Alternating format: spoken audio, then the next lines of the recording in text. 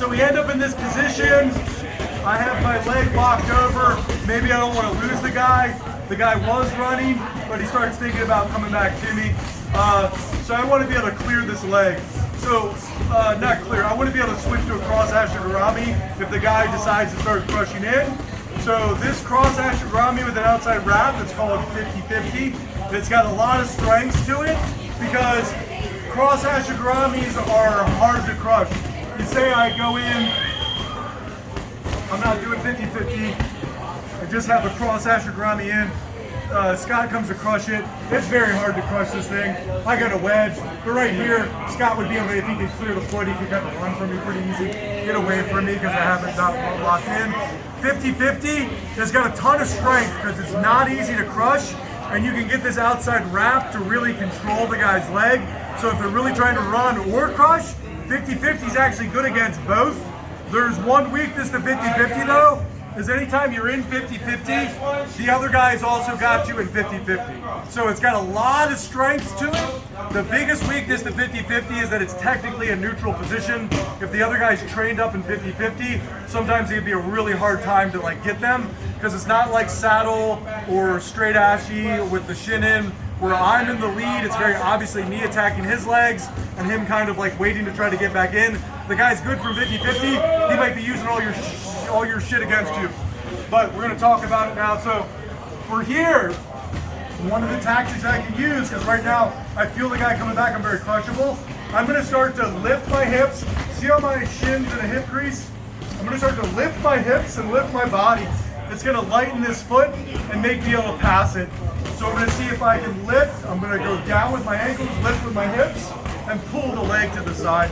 Now if Scott comes to crush me, I am very hard to crush, and in fact when he's right here, he's very easy to sweep. You're gonna hammer sweep. So it's very similar to how you finish a bolo. All the 50-50 sweep is I'm putting a flare into his knee, and then I'm dropping my feet to the ground, and this will like throw giant heavyweights right to their ass. It's a really good like anti-heavyweight guard to use. So the battle of this 50-50 is a battle of the knee flare. So again, let's enter. We're going in. Remember, we don't want to be low. This won't do anything. I need my hip off the ground. I need access to this hip crease. If I was on the inside, it'd be this heel connecting, but I got to be dug up in the hip crease. For the full ashigarami, we got to be connected at the hip. If I'm here and I don't, like the guy's trying to put weight on his right leg and I don't like it, I go down and I lift to pass the leg.